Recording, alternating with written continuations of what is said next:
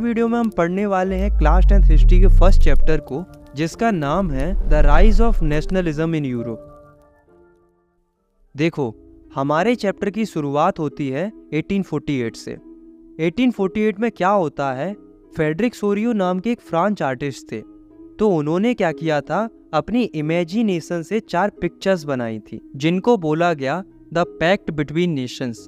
जिसमें से ये जो पिक्चर आप देख रहे हो, इस पिक्चर में फ्रेडरिक सोरियो एक डेमोक्रेटिक एंड रिपब्लिक वर्ल्ड की कल्पना कर रहे हैं। देखो, इस पिक्चर को अगर आप ध्यान से देखोगे तो इसमें ये जो स्टैचू है वो है स्टैचू ऑफ लिबर्टी, जो कि आज़ादी को दर्शा रही है। इस स्टैचू के एक हाथ में टॉर्च है और दूसरे हाथ में ह्यूमन राइट्स का एक चार्टर है। और स्टैचू के सामने यानी कि जमीन पर मोनार्की सिस्टम या एब्सोल्यूट इंस्टीट्यूशंस बिखरे पड़े हुए हैं। मतलब जो राजाशाही चीजें थी, जैसे कि राजाओं के मुकुट, सिंहासन, उनके कपड़े, ये सब जमीन पर बिखरे पड़े हुए हैं। इसमें जो फ्रेडरिक सोरियो हैं वो लोगों को ये बताना चाह रहे हैं कि जो ये लंबी लाइन में अलग अलग नेशंस के लोग आ रहे हैं, वो कैसे मोनार्की सिस्टम को डिस्ट्रॉय करते जा रहे हैं और स्टैचू ऑफ लिबर्टी यानी कि आज़ादी की तरफ बढ़ते जा रहे हैं। ये सब देखकर उनके जो गॉड है वो बहुत खुश हो रहे हैं और उन्हें ब्लेसिंग्स दे रहे हैं। तो ये तो केवल फ्रेडरिक सोरियो की कल्पना थी, लेकिन इस चैप्टर में हम वास्तव में जानेंगे कि कैसे यूरोप में अलग अलग जगहों पर लिबर्टी के लिए स्ट्रगल हुआ। साथ में हम ये भी जानेंगे कि यूरोप में नेशनलिज्म कैसे फैला, क्या क्या चेंजेस देखने को मिले, कैसे लोगों ने नेशनलिज्म के लिए स्ट्रगल किया, कैसे डायनेस्टिक रूल खत्म हुआ और कैसे नेशन स्टेट्स का एग्जिस्टेंस हुआ। तो चलिए स्टार्ट करते हैं। फर्स्ट टॉपिक है हमारा the French revolution and the idea of the nation. दोस्तों, जब 1789 में फ्रांस रेवोल्यूशन हुआ तो उसका इम्पैक्ट केवल फ्रांस के ऊपर नहीं पड़ा, बल्कि उसका इम्पैक्ट पूरे के पूरे यूरोप पर पड़ा। क्योंकि 1789 से पहले फ्रांस में मोनार्की थी, मतलब किंग रूल करता था। जनता के पास बिल्कुल भी पावर नहीं थी, राजा जो चाहता था फ्रांस के अंदर वही होता था। लेकिन 1789 में जब फ्रांस रेवोल्यूशन हुआ तो फ्रांस सोसाइटी में कई सारे चेंजेस आते हैं। जैसे कि पावर जो थी वो मोनार्की से हटकर फ्रांस के कॉमन सिटीजन्स के पास पहुंच जाती है। कई ऐसे आइडियाज इंट्रोड्यूस किए जाते हैं ताकि लोगों में यूनिटी बनी रहे, जैसे कि ले पात्रे, ले शिटियोन, ताकि फ्रांस में सभी लोगों को समान नज़र से देखा जा सके। थर्ड चेंज था, फ्रांस के पुराने फ्लैग को हटाकर एक नया फ्लैग इंट्रोड्यूस किया जाता है जिसमें 3 कलर थे। साथ में फ्रांस लैंग्वेज को नेशनल लैंग्वेज डिक्लेयर कर दिया जाता है। एक नया नेशनल एंथम कंपोज किया जाता है, अलग अलग देशभक्ति के गीत कंपोज किए जाते हैं। 6th चेंज था, स्टेट जनरल को हटाकर नेशनल असेंबली सेटअप की जाती है। साथ में जो इंटरनल कस्टम ड्यूटीज और ड्यू पे करने पड़ते थे लोगों को, उनको हटा दिया जाता है। तो ये कुछ मेजर चेंजेस थे जो कि फ्रांस में किए गए थे ड्यूरिंग द फ्रांस रेवोल्यूशन। कहने का मतलब ये है कि फ्रेंच रेवोल्यूशन के बाद फ्रांस में डेमोक्रेसी आ गई थी। अब लोग इस बात से काफ़ी ज़्यादा खुश थे कि डेमोक्रेसी आ गई, लेकिन डेमोक्रेसी का मजा फ्रांस में ज़्यादा टाइम तक नहीं रहता है। 1799 में एक ऐसे व्यक्ति की एंट्री होती है जो कि फ्रांस से डेमोक्रेसी को हटा देता है और सारी पावर अपने हाथ में ले लेता है। उस व्यक्ति का नाम था नेपोलियन बोनापार्ट। 1804 में नेपोलियन अपने आप को फ्रांस का एम्परर डिक्लेयर कर देता है और एक सिविल कोड लेकर आता है, जिसके तहत वो फ्रांस में कई सारे चेंजेस करता है। इस सिविल कोड ऑफ 1804 को नेपोलियनिक कोड भी बोला जाता है।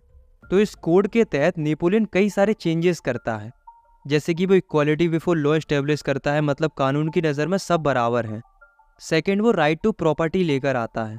वो फ्यूडल सिस्टम को ख़त्म कर देता है, ट्रांसपोर्ट एंड कम्युनिकेशन सिस्टम को इम्प्रूव करता है, वेट एंड मेजरमेंट को स्टैंडर्डाइज कर देता है।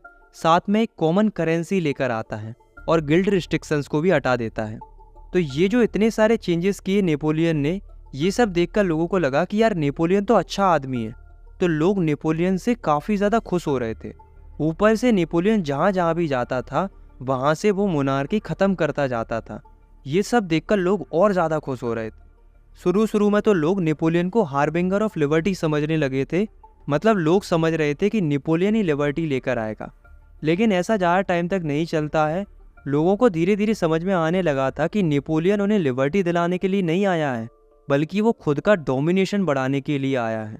क्योंकि नेपोलियन जहाँ जहाँ भी जाता था वहाँ से मोनार्की तो ख़त्म हो रही थी, मतलब राजा को तो वो हटा देता था, पर वो अपनी खुद की आर्मी वहाँ पर सेटअप कर देता था। इसके अलावा और भी कई अदर रीजंस भी थे जिनकी वजह से लोग नेपोलियन से नफरत करने लगे थे। जैसे कि नेपोलियन ने लोगों से पॉलिटिकल फ्रीडम छीन ली थी, टैक्स बढ़ा दिया था, लोगों के ऊपर सेंसरशिप लगा दी थी। ऊपर से नेपोलियन ज़बरदस्ती लोगों को फ्रांस आर्मी में रिक्रूट कर रहा था। ऐसा वो इसलिए कर रहा था क्योंकि उसे पूरे यूरोप को कॉन्कर करना था। तो ये भी कुछ रीजंस थे जिनकी वजह से अब लोग नेपोलियन से नफरत करने लगे थे। अभी इस कहानी को फिलहाल के लिए यही रोकते हैं। हमारा the making of nationalism in Europe. दोस्तों, मिड 18th सेंचुरी में यूरोप में कोई भी नेशन स्टेट नहीं था। नेशन स्टेट मतलब कोई भी ऐसा रीजन नहीं था जहाँ के मोस्ट ऑफ द लोग common language, common culture, common history, common identity से बिलोंग करते हो। क्योंकि उस समय पर यूरोप में कंट्रीज तो होती नहीं थी, बल्कि बड़े बड़े एम्पायर होते थे। मतलब अलग अलग भाषा बोलने वाले लोग अलग अलग जगहों पर बसे हुए थे। तो ऐसे में उनमें नेशनलिज्म कैसे फैला, कैसे उनके मन में नेशन स्टेट का आइडिया आया होगा, चलिए जानते हैं। The aristocracy and the new middle class. दोस्तों, उस समय पर यूरोप में मुख्य रूप से दो तरह के लोग रहते थे। पहले अरिस्टोक्रेट्स और दूसरे पीजेंट्स। अरिस्टोक्रेट्स सोसाइटी के वेल्थी लोग थे, मतलब इनके पास बहुत पैसा था, इनके पास ज़मीनें थी, ये सोशली और पॉलिटिकली पावरफुल थे। ये लोग आपस की फैमिलीज में शादी करते थे और ये लोग फ्रेंच लैंग्वेज बोलते थे क्योंकि इनका मानना ये था कि फ्रेंच लैंग्वेज एक हाई स्टेटस लैंग्वेज है। ऊपर से इनकी एक जैसी लाइफस्टाइल थी, महंगे महंगे कपड़े पहनते थे, अच्छा अच्छा खाते थे। वही जो पीजेंट्स थे वो सोसाइटी के गरीब लोग थे और इनके पास ना ही ज़मीनें थीं। भले ही ये मेजॉरिटी में थे पर ये पावरफुल नहीं थे क्योंकि इनके पास पैसा नहीं था। अब धीरे धीरे क्या होता है, second half of 18th century में इंडस्ट्रियल रिवॉल्यूशन के चलते एक नई वर्किंग क्लास उभर के आती है जिसको बोला गया मिडिल क्लास। ये लोग ना ही ज़्यादा गरीब थे और ना ही ज़्यादा अमीर थे, पर ये लोग एजुकेटेड थे। ये एजुकेटेड इसलिए हो गए थे क्योंकि इनके पास थोड़ा बहुत पैसा आ गया था। मिडिल क्लास लोगों में आते थे बिजनेसमैन, इंडस्ट्रियलिस्ट्स और अदर प्रोफेशनल्स। तो ये जो मिडिल क्लास के लोग थे, इन्हीं के मन में आइडिया आता है। क्या आइडिया आता है? आइडिया आता है लिबरल नेशनलिज्म का, मतलब लिबरलिज्म का। अब ये लिबरलिज्म क्या होता है, चलिए जानते हैं। Nationalism stand for. तो लिबरलिज्म जो वर्ड है वो एक लैटिन वर्ड लिबर से ड्राइव किया गया है, जिसका मतलब होता है फ्री। मतलब ये जो मिडिल क्लास के लोग थे वो लिबरलिज्म चाहते थे, मतलब फ्री होना चाहते थे, जिसके लिए मिडिल क्लास के लोग कई चीज़ों के लिए डिमांड कर रहे थे। जैसे कि पहली डिमांड थी कि ऑटोक्रेसी रूल ख़त्म होना चाहिए। दूसरी डिमांड थी कि जो चर्च के लोग हैं उन्हें जो प्रिविलेजेस मिलते हैं वो ख़त्म होना चाहिए, मतलब क्लर्जिकल प्रिविलेजेस का एंड होना चाहिए। तीसरा, कॉन्स्टिट्यूशन होना चाहिए और एक रिप्रेजेंटेटिव फॉर्म ऑफ गवर्नमेंट होनी चाहिए, मतलब गवर्नमेंट जनता के द्वारा चुनी जानी चाहिए। तो ये सब चीज़ों के लिए मिडिल क्लास लोग डिमांड कर रहे थे। पर दोस्तों, पता है प्रॉब्लम कहाँ थी? प्रॉब्लम ये थी कि ये वोटिंग राइट्स की डिमांड तो कर रहे थे, पर केवल मेंस के लिए, वो भी ऐसे मेंस के लिए जिनके पास प्रॉपर्टी हो। और जो वुमन थी उनको तो ये वोटिंग राइट्स दिलाने के प्लान में ही नहीं थे, मतलब ये वुमन को सपोर्ट नहीं कर रहे थे। तो जो मेंस विदाउट प्रॉपर्टी थे और जो वुमेन थी वो वोटिंग राइट्स के लिए यूरोप की अलग अलग जगहों पर प्रोटेस्ट कर रही थी। वहीं दूसरी ओर यूरोप में एक और प्रॉब्लम चल रही थी। प्रॉब्लम ये थी कि उस समय पर जो ट्रेडर्स थे उन्हें ट्रेड करने के लिए काफ़ी ज़्यादा टैक्स देना पड़ता था। फॉर एग्जाम्पल, अगर उस समय पर कोई ट्रेडर हेम्सबर्ग से न्यूरेमबर्ग जाता था तो उन्हें 11 कस्टम बैरियर्स से गुजरना पड़ता था, मतलब 11 जगहों पर टैक्स देना पड़ता था, वो भी 5-5% के हिसाब से। तो आप सोच सकते हो कि अगर वो इतना ज़्यादा टैक्स पे करेंगे तो उन्हें काफ़ी ज़्यादा लॉस होगा। तो ये एक प्रॉब्लम थी।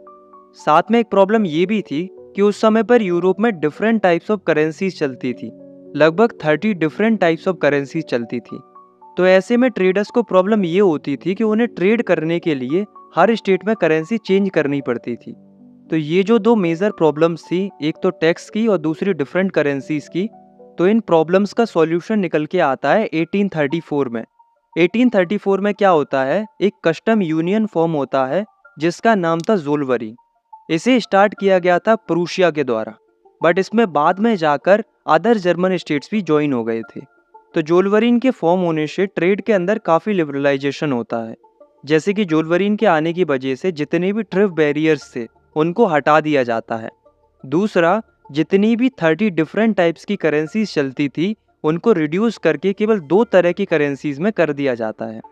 तीसरा, रेलवे नेटवर्क को भी प्रमोट किया जाता है ताकि ट्रेड और भी आसानी से हो सके।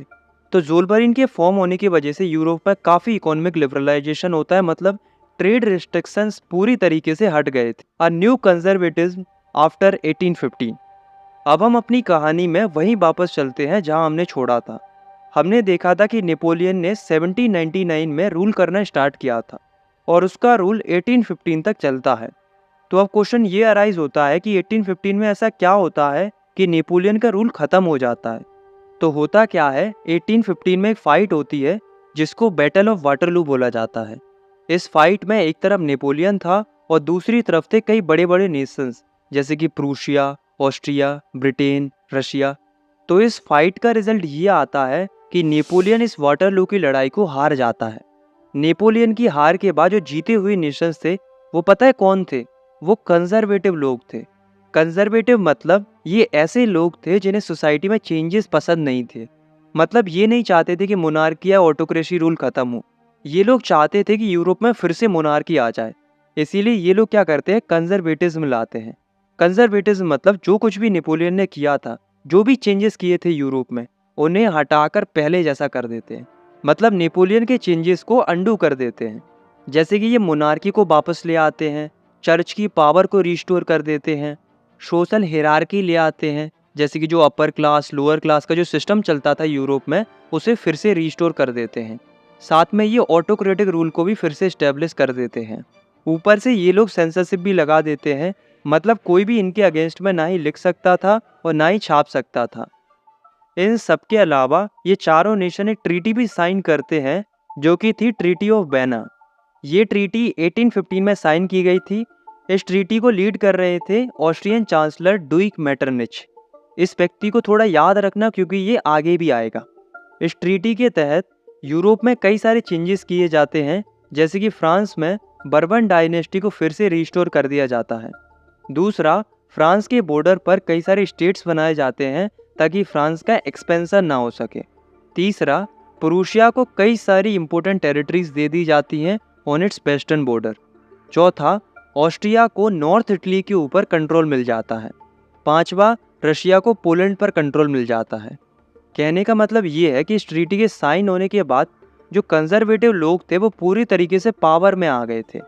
वैसे तो इन्होंने नेपोलियन के हर चेंज को चेंज कर दिया था, लेकिन एक चीज़ थी जो कि इन्होंने अनटच्ड रहने दी, जो कि थी कि नेपोलियन ने कॉन्फेडरेशन बनाई थी 39 स्टेट्स की, उसे इन्होंने अनटच्ड रहने दिया, बाकी इन्होंने सब चेंज कर दिया था। The revolutionaries. अब दोस्तों इस कंजर्वेटिज्म से कई सारे लिबरल नेशनलिज्म लोग खुश नहीं थे, इसलिए जितने भी लिबरल नेशनलिज्म लोग थे वो अंडरग्राउंड हो गए थे ताकि वो सीक्रेटली चोरी छिपे इस कंजर्वेटिज्म के अगेंस्ट में लड़ सकें। इसके लिए इन्होंने कई सारे सीक्रेट ग्रुप्स बनाना शुरू कर दिया था।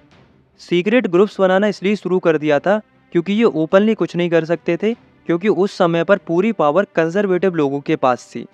तो इन सीक्रेट ग्रुप्स बनाने के पीछे मेन इंटेंशन यूरोप में से मोनार्की को अपोज करना और ऑटोक्रेटिक रूल को ख़त्म करना था। मतलब ये लिबर्टी और फ्रीडम चाहते थे। तो यूरोप में कई सीक्रेट सोसाइटीज़ बनती हैं। ऐसे ही एक व्यक्ति थे जिनका नाम था गुसेपी मजीनी, जो कि एक इटालियन रिवॉल्यूशनरी थे। इनका जन्म 1807 में गेनियो में हुआ था। इन्होंने भी दो अंडरग्राउंड सोसाइटीज़ बनाई थी। पहली थी यांग इटली इन मर्सेलिस और दूसरी थी यांग यूरोप इन बर्ने। आपको पता है दोस्तों, जो गुसेपी मजीनी थे वो सच में इतने बड़े रिवॉल्यूशनरी थे कि इनसे वास्तव में जो सो कॉल्ड कंजर्वेटिव नेशंस थे वो इनसे डरते थे। जब ये 24 साल के थे तब इन्हें जेल में भी डाला गया था इन्हीं रेवोल्यूशनरी एक्टिविटीज़ की वजह से। जहाँ तक कि डुइक मेटरनिच ने तो उन्हें डिस्क्राइब करते हुए ये तक कह दिया था कि जो गुसेपी मजीनी हैं वो हमारे सोशल ऑर्डर के लिए एक मोस्ट डेंजरस एनेमी है। मतलब गुसेपी भी लाइक ये डर हमें अच्छा लगा। थर्ड टॉपिक है हमारा the age of revolutions 1830 to 1848। अब आप जरा खुद सोचो कि अगर इतनी सारी सीक्रेट सोसाइटीज़ बनेंगी तो वो कभी ना कभी बाहर आएंगी, और अगर बाहर आएंगी तो रिवॉल्यूशन भी होगा। तो 1830 से लेकर 1848 का जो पीरियड है उसमें कई सारे रिवॉल्यूशन होते हैं, इसलिए इस पीरियड को एज ऑफ रिवॉल्यूशन बोला जाता है। तो इसमें हमें 3 रिवॉल्यूशन देखने हैं। पहला जो कि फ्रांस में हुआ था, दूसरा बेल्जियम में हुआ था और तीसरा जो ग्रीस में हुआ था। सबसे पहले हम देखते हैं फ्रांस के रेवोल्यूशन को।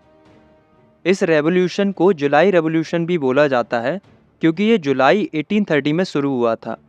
तो इस रेवोल्यूशन का रिजल्ट ये आता है कि जो बर्बन डायनेस्टी जिसे कंजर्वेटिव्स के द्वारा 1815 में रिस्टोर किया गया था, उसे अब लिबरल रिवोल्यूशनरीज के द्वारा फिर से हटा दिया जाता है। साथ में फ्रांस में कॉन्स्टिट्यूशनल मोनार्की सेटअप की जाती है, मतलब राजा तो रहेगा लेकिन राजा कॉन्स्टिट्यूशन के हिसाब से काम करेगा। तो जो लुइस फिलिपी था उसे एक कॉन्स्टिट्यूशनल मोनार्क बना दिया जाता है, मतलब वो काम अपनी मर्जी से नहीं बल्कि कॉन्स्टिट्यूशन के हिसाब से करेगा। तो ये था जुलाई रेवोल्यूशन इन फ्रांस। अब डुइक मेटरनिच फिर से बोल पड़ता है। वो एक बात बोलता है कि when France sneezes the rest of Europe catches cold, मतलब वो ये कहता है कि अगर फ्रांस छींक भी देता है ना तो पूरे के पूरे यूरोप को जुकाम हो जाता है। ऐसा कहने के पीछे उसके इंटेंशन ये थे, वो ये बताना चाह रहा था कि अगर फ्रांस रेवोल्यूशन कर देता है ना तो पूरे के पूरे यूरोप में रेवोल्यूशन की लहर आ जाती है। और ऐसा था भी। उसका ये कहना गलत नहीं था, क्योंकि जब फ्रांस में ये रेवोल्यूशन हुआ तो उसे देखकर जो बेल्जियम था उसमें भी रेवोल्यूशन की लहर आ जाती है। तो चलिए अब हम बेल्जियम का केस देखते हैं। इसे आप एनिमेशन समझो, जैसे जो बेल्जियम था वो उस समय पर यूनाइटेड किंगडम ऑफ नीदरलैंड के कंट्रोल में आता था, मतलब उसका ही पार्ट था। और उस समय पर यूनाइटेड किंगडम ऑफ नीदरलैंड में मोनार्की रूल था, इसलिए बेल्जियम भी इससे अलग होना चाहता था। इसीलिए जब फ्रांस में जुलाई रेवोल्यूशन हुआ तो फ्रांस को देखकर बेल्जियम में भी रेवोल्यूशन हुआ, और इसका रिजल्ट ये हुआ कि बेल्जियम अपने आप को अलग कर लेता है यूनाइटेड किंगडम ऑफ नीदरलैंड से, मतलब वो अब आज़ाद हो जाता है। हम ग्रीक वॉर ऑफ इंडिपेंडेंस देखते हैं, मतलब अब हम ग्रीस के रेवोल्यूशन को देखते हैं। तो ग्रीस उस समय पर ऑटोमन एम्पायर का पार्ट था। तो जो ग्रीक लोग थे वो फ्रीडम चाह रहे थे, मतलब वो भी अपना एक अलग से नेशन स्टेट बनाना चाह रहे थे, जिसके लिए इन्होंने 1821 से ही इंडिपेंडेंस के लिए स्ट्रगल करना शुरू कर दिया था। पर दोस्तों ग्रीस के नेशनलिस्ट अकेले इस लड़ाई को नहीं लड़ रहे थे, बल्कि इनको कई वेस्ट यूरोपियन लोगों का सपोर्ट मिलता है, क्योंकि उनको भी ऐसा फील होता था कि ग्रीस को इंडिपेंडेंस मिलना चाहिए। साथ में कई सारे पोएट्स और आर्टिस्ट भी अपनी राइटिंग्स और पेंटिंग्स की मदद से लोगों को प्रेरित कर रहे थे स्ट्रगल करने के लिए। इन सब के कई सालों के स्ट्रगल के बाद फाइनली 1832 में एक ट्रीटी साइन होती है जिसका नाम था ट्रीटी ऑफ कॉन्स्टेंटिनोपल। इस ट्रीटी के साइन होने के बाद ग्रीस एक इंडिपेंडेंट नेशन बन जाता है। यहाँ से वॉर तो ख़त्म हो गई थी, लेकिन दोस्तों आपको पता है इस वॉर में ही एक व्यक्ति थे जिनका नाम था लॉर्ड बायरन।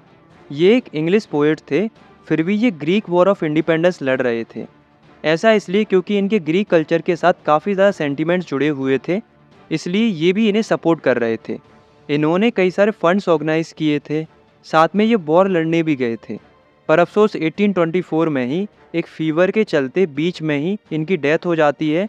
पर इस वॉर में इनका कंट्रीब्यूशन याद रखा जाए। हम ग्रीक वॉर ऑफ इंडिपेंडेंस देखते हैं, मतलब अब हम ग्रीस के रेवोल्यूशन को देखते हैं। तो ग्रीस उस समय पर ऑटोमन एम्पायर का पार्ट था। तो जो ग्रीक लोग थे वो फ्रीडम चाह रहे थे, मतलब वो भी अपना एक अलग से नेशन स्टेट बनाना चाह रहे थे, जिसके लिए इन्होंने 1821 से ही इंडिपेंडेंस के लिए स्ट्रगल करना शुरू कर दिया था। पर दोस्तों ग्रीस के नेशनलिस्ट अकेले इस लड़ाई को नहीं लड़ रहे थे, बल्कि इनको कई वेस्ट यूरोपियन लोगों का सपोर्ट मिलता है, क्योंकि उनको भी ऐसा फील होता था कि ग्रीस को इंडिपेंडेंस मिलना चाहिए। साथ में कई सारे पोएट्स और आर्टिस्ट भी अपनी राइटिंग्स और पेंटिंग्स की मदद से लोगों को प्रेरित कर रहे थे स्ट्रगल करने के लिए। इन सब के कई सालों के स्ट्रगल के बाद फाइनली 1832 में एक ट्रीटी साइन होती है जिसका नाम था ट्रीटी ऑफ कॉन्स्टेंटिनोपल। इस ट्रीटी के साइन होने के बाद ग्रीस एक इंडिपेंडेंट नेशन बन जाता है। यहाँ से वॉर तो ख़त्म हो गई थी, लेकिन दोस्तों आपको पता है इस वॉर में ही एक व्यक्ति थे जिनका नाम था लॉर्ड बायरन। ये एक इंग्लिश पोएट थे, फिर भी ये ग्रीक वॉर ऑफ इंडिपेंडेंस लड़ रहे थे। ऐसा इसलिए क्योंकि इनके ग्रीक कल्चर के साथ काफ़ी ज़्यादा सेंटिमेंट्स जुड़े हुए थे, इसलिए ये भी इन्हें सपोर्ट कर रहे थे। इन्होंने कई सारे फंड्स ऑर्गेनाइज किए थे, साथ में ये वॉर लड़ने भी गए थे। पर अफसोस 1824 में ही एक फीवर के चलते बीच में ही इनकी डेथ हो जाती है। पर इस वॉर में इनका कंट्रीब्यूशन याद रखा जाए। Romantic imagination and the national feelings. अब आप लोग ये रोमांटिक वर्ड सुनकर दिल मिल बनाने मत लग जाना, इसका मतलब यहाँ अलग चीज़ के लिए है। चलो समझाता हूँ। दोस्तों आपको क्या लगता है कि जो नेशनलिज्म की फीलिंग्स थी, मतलब जो देशभक्ति की भावनाएं थी, वो लोगों में केवल वॉर और टेरिटोरियल एक्सपेंशन से आई थी? नहीं, बल्कि एक और चीज़ थी जिससे लोगों में नेशनलिज्म की फीलिंग जगाई जा रही थी, वो था कल्चर। इन लोगों को लगा कि हमें कल्चर के थ्रू लोगों में नेशनलिज्म की फीलिंग अराइज करनी चाहिए, लोगों को इमोशनली कनेक्ट करना चाहिए अपने कल्चर के साथ, ताकि उनमें नेशनलिज्म की फीलिंग जग सके। इसीलिए स्टार्ट हुआ रोमांटिसिज्म। रोमांटिसिज्म का मतलब होता है a cultural movement to develop a particular form of national sentiments. मतलब कोई भी ऐसा कल्चरल मूवमेंट जिसकी वजह से लोगों में अपने नेशन के प्रति प्यार पैदा हो, सेंटिमेंट्स जागरूक हो, इसी को रोमांटिसिज्म बोला जाता है। तो ऐसे कई सारे आर्टिस्ट थे जो रोमांटिसिज्म फैला रहे थे अपनी आर्ट्स, पोइट्रीज, स्टोरीज और म्यूजिक्स की मदद से। ऐसे ही एक रोमांटिक जर्मन फिलोसोफर थे, जॉन गॉटफ्राइड। उन्होंने भी इसी कल्चर के ऊपर दो बहुत ही प्यारी बातें कही थी। पहली, कि अगर आपको जानना है कि किसी नेशन का कल्चर कैसा है, तो वो राजा महाराजाओं के महलों में पता नहीं चलेगा, बल्कि वो आम लोगों के बीच में रहकर पता चलेगा कि वहाँ का कल्चर कैसा है। चूँकि वो जर्मन फिलोसोफर थे, इसीलिए उन्होंने ये बात जर्मन कल्चर के कंटेक्स्ट में कही थी। दूसरी बात, वो कहते हैं कि जो फोक सॉन्ग्स होते हैं, फोक पोट्रीज होती हैं और जो फोक डांसेस होते हैं, ये सब ट्रू स्पिरिट होते हैं नेशन के। इसीलिए उनका मानना ये था कि अगर नेशन बिल्डिंग करनी है तो लोगों को उनके फोक कल्चर से जोड़ना होगा। आया समझ में? अब दोस्तों, ऐसा नहीं है कि लोगों में नेशनलिज्म की फीलिंग केवल कल्चर से ही जग रही थी, बल्कि लैंग्वेज ने भी काफ़ी इंपॉर्टेंट रोल प्ले किया नेशनलिस्ट सेंटीमेंट्स को जगाने के लिए। चलो इसका एक एग्जांपल देता हूँ, जिससे आपको पता चलेगा कि कैसे लोगों में लैंग्वेज की वजह से नेशनल सेंटीमेंट्स जागे। तो क्या हुआ था, एंड ऑफ 18th सेंचुरी में पोलैंड का मेजर हिस्सा रशियंस के कंट्रोल में आ गया था। अब देखो सीन क्या था, पोलैंड के लोग पोलिश भाषा बोलते थे, रशियन लोग रशियन भाषा बोलते थे। अब चूंकि जो पोलैंड का पार्ट था वो रसिया के ऑक्यूपेशन में था, तो उन्होंने क्या किया, पोलिश लैंग्वेज को स्कूलों से हटा दिया और सब जगह पर ज़बरदस्ती रशियन लैंग्वेज को इम्पोज करना शुरू कर दिया। पर पोलैंड के लोग अपनी पोलिश लैंग्वेज को छोड़ना नहीं चाह रहे थे, क्योंकि उनकी लैंग्वेज के साथ सेंटिमेंट्स जुड़े हुए थे। इसके लिए वो रशियन रूल के अगेंस्ट में 1831 में लड़ाई भी करते हैं, लेकिन अफसोस उन्हें दबा दिया जाता है क्योंकि रशियन रूल उस समय काफ़ी स्ट्रॉन्ग था। पर बात ये नहीं थी कि रिजल्ट क्या हुआ, बात तो ये थी कि कैसे एक लैंग्वेज भी लोगों में नेशनलिस्ट सेंटिमेंट्स को जगा सकती है। भले ही उन्हें सप्रेस कर दिया गया था, पर उनकी जो स्पिरिट थी अपनी लैंग्वेज के लिए, जो प्यार था अपनी कल्चरल लैंग्वेज के लिए, इसी को तो रोमांटिसिज्म बोला जाता है। इसीलिए जो रोमांटिक आर्टिस्ट थे वो अलग अलग चीज़ों को प्रोड्यूस करते थे, जैसे कि लिटरेचर, विजुअल आर्ट्स, म्यूजिक्स, ताकि लोगों में नेशनलिस्ट सेंटिमेंट्स जागरूक हो सके और उनमें नेशनलिज्म की फीलिंग बरकरार। Hunger, hardship and the popular revolt. दोस्तों, 1830s का जो टाइम पीरियड था वो यूरोप में ग्रेट इकोनॉमिक हार्डशिप लेकर आता है, क्योंकि इस समय पर पॉपुलेशन तेज़ी से बढ़ रही थी, जिस वजह से यूरोप के मोस्ट ऑफ द पार्ट्स में अनएम्प्लॉयमेंट भी तेज़ी से बढ़ रहा था। क्योंकि जिस हिसाब से पॉपुलेशन बढ़ रही थी उस हिसाब से जॉब्स नहीं बढ़ रही थी, मतलब लोगों के पास काम नहीं था करने को। इसीलिए ज़्यादातर जो लोग थे वो रूरल एरिया से निकलकर सिटीज़ में जाकर रहने लगते हैं, जिस वजह से सिटीज़ ओवर क्राउडेड हो गई थी और स्लम्स क्रिएट होने लगे थे। साथ में इसी टाइम पीरियड में लोगों की फसलें भी खराब हो गई थी, जिस वजह से यूरोप में फूड प्राइजेस भी तेज़ी से बढ़ रहे थे और लोगों को खाने के लिए भी स्ट्रगल करना पड़ रहा था। 1848 में फ्रांस के शहर पेरिस की हालत ऐसी हो जाती है कि लोग सड़कों पर आ जाते हैं और प्रोटेस्ट करने लगते हैं। ये देखकर जो रूलर था फ्रांस का, लुइस फिलिपी, वो अपनी पोजीशन छोड़ के भाग जाता है। राजा के भाग जाने के बाद अब सवाल ये था कि गवर्नमेंट कौन संभाले। तो फ्रांस को रन कराने के लिए एक नेशनल असेंबली फॉर्म होती है। नेशनल असेंबली के फॉर्म होने के साथ ही फ्रांस को एक रिपब्लिक नेशन डिक्लेयर कर दिया जाता है, जिसके बाद फ्रांस में 21 साल से ऊपर के सभी मेन को वोटिंग राइट्स मिल जाते हैं। साथ में राइट टू वर्क दिया जाता है, मतलब फ्रांस में सबके पास काम होगा। अब दोस्तों, जब ये इकोनॉमिक हार्डशिप चल रही थी तब एक और रिवोल्ट देखने को मिला था, जिसे सिलेशिया रिवोल्ट बोला जाता है। सिलेशिया जो कि पोलैंड का एक रीजन है।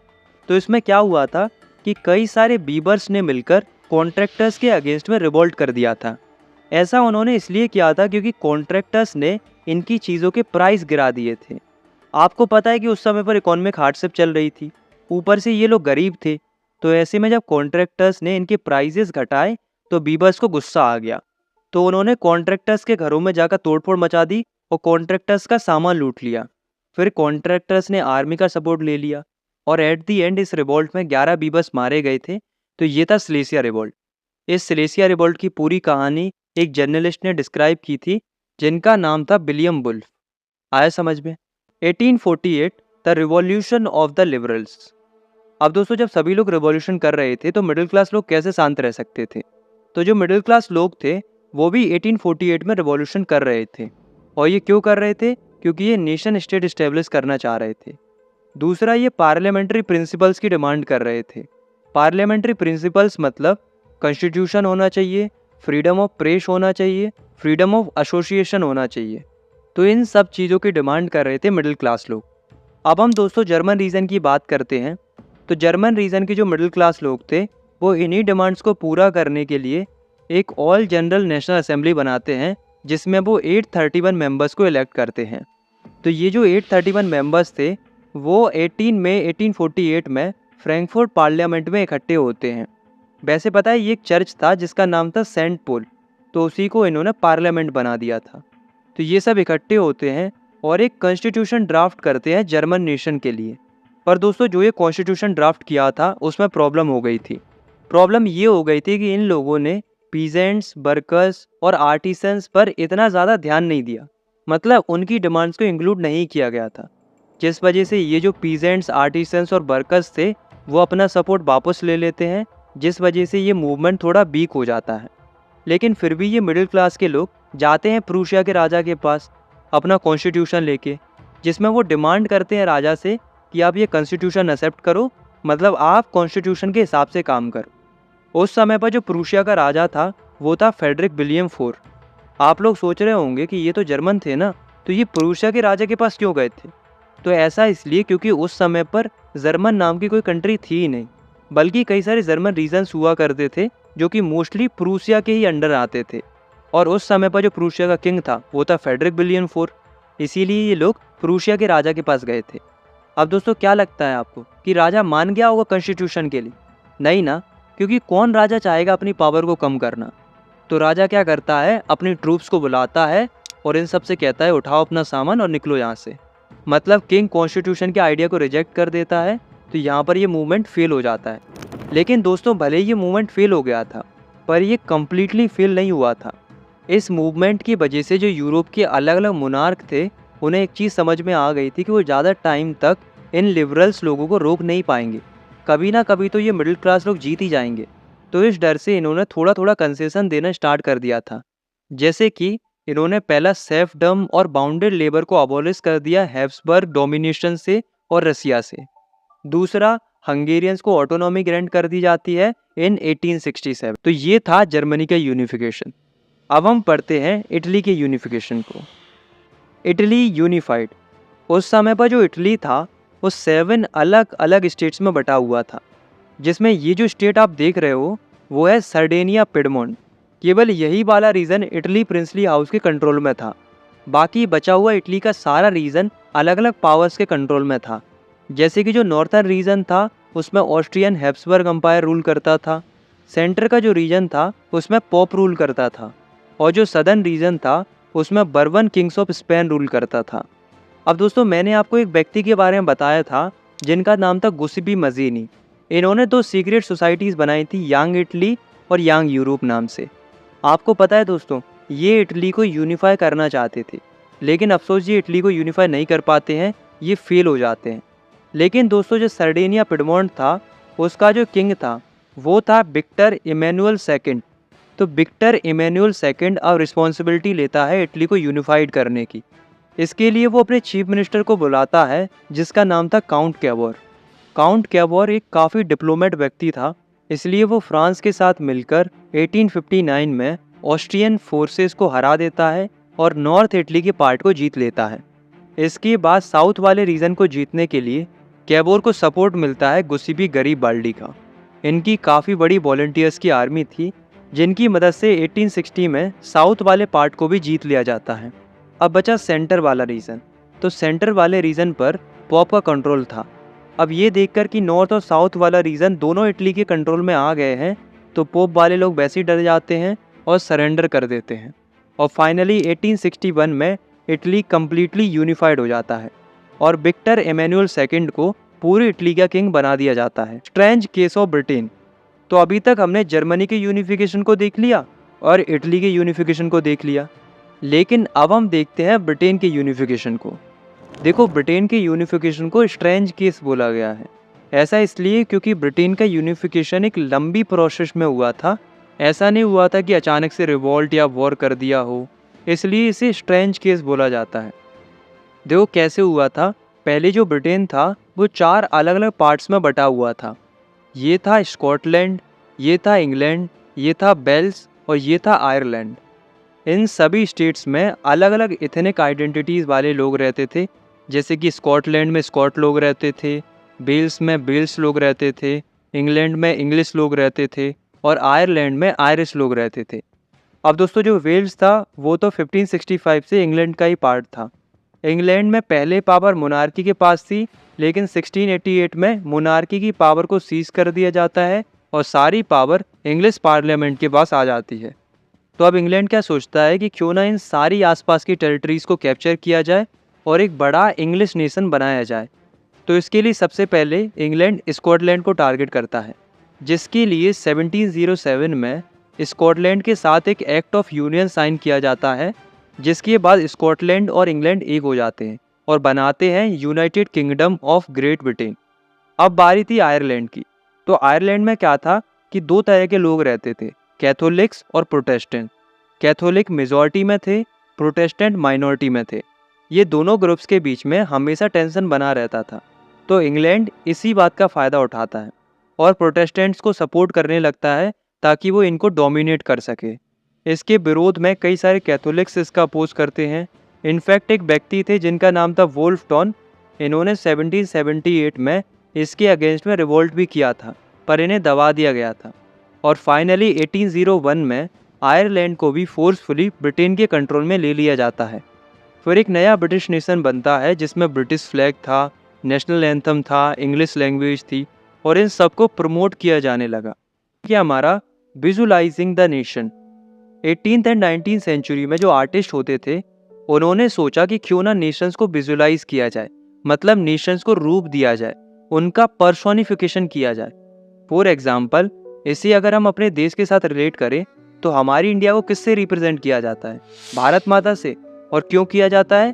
ताकि हम जब भी भारत माता को देखें तो हमारे अंदर नेशनल सेंटीमेंट्स जागे, मतलब देशभक्ति की भावना पैदा हो और हम सबको ये लगे कि हम सब एक हैं और भारत माता हम सब की माता है। ठीक इसी तरीके से जो यूरोप के अलग अलग आर्टिस्ट थे उन्होंने भी अपने अपने नेशंस को रूप देना स्टार्ट कर दिया, अलग अलग फीमेल फिगर्स के थ्रू, जिन्हें एलोगोरीज बोला जाता है, ताकि लोगों में नेशनलिज्म की फीलिंग्स जागे जब भी वो इन एलोगोरीज को देखें। जैसे कि फ्रांस की एलोगोरी बनाई गई थी मेरियन और जर्मनी की एलोगोरी बनाई गई थी जर्मेनिया। तो इस तरीके से नेशंस को विजुलाइज। लास्ट टॉपिक है हमारा नेशनलिज्म एंड इंपीरियलिज्म। दोस्तों, 19th सेंचुरी के एंड तक जो नेशनलिज्म की फीलिंग थी वो इंपीरियलिज्म में कन्वर्ट होने लगती है। इंपीरियलिज्म का मतलब होता है एक ऐसी सिचुएशन जिसमें एक बड़ा नेशन छोटे छोटे नेशंस को कैप्चर करने लगता है ताकि वो अपनी टेरिटरीज को एक्सपेंड कर सके और अपनी पावर को बढ़ा सके। इसी को बोला जाता है इंपीरियलिज्म। तो इसी इंपीरियलिज्म के ऊपर एक केस स्टडी है जो कि है बाल्कान्स रीजन की, जहां हमें इंपीरियलिज्म देखने को मिला था। तो होता क्या है, बाल्कान्स एक जगह थी यूरोप के अंदर जो कि ऑटोमन एम्पायर के अंदर आती थी। बाल्कान्स रीजन्स के अंदर कई सारे स्टेट्स आते थे जैसे कि Romania, Bulgaria, Albania, Greece etcetera. तो क्या हुआ, जो ऑटोमन एम्पायर था वो धीरे धीरे कमज़ोर होने लगा था, मतलब उसका डिसइंटीग्रेशन हो रहा था, जिस वजह से जो बाल्कान्स रीजन्स के स्टेट थे वो अपने आप को इंडिपेंडेंट करने लगे, मतलब अपने अपने अलग अलग नेशंस बनाने लगे।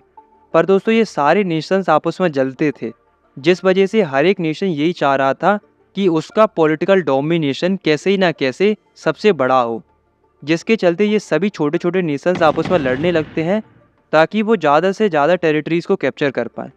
इन सबको देखकर कई बड़े बड़े नेशंस जैसे कि रसिया, फ्रांस, जर्मनी, ब्रिटेन, ये सब भी इस लड़ाई में शामिल हो जाते हैं और फिर देखने को मिलता है फर्स्ट वर्ल्ड वॉर। बाद में इस वॉर के ख़त्म होने के बाद कई सारे एंटी इंपीरियल मूवमेंट भी चलाए जाते हैं, क्योंकि एट दी एंड सबको समझ में आ जाता है कि नेशनलिज्म तो अच्छा है, पर जब ये नेशनलिज्म इंपीरियलिज्म में बदल जाता है तो वो किसी भी कंट्री के लिए अच्छा नहीं होता, क्योंकि इंपीरियलिज्म के चलते वर्ल्ड वॉर फर्स्ट देखने को मिला, जो कि एक बहुत बड़ा डिजास्टर था। बाद में जाकर धीरे धीरे लोगों में नेशनलिज्म की फीलिंग फिर से जागती है, क्योंकि जिन कंट्रीज़ के ऊपर कब्जा किया गया था अब उनको आज़ादी चाहिए थी।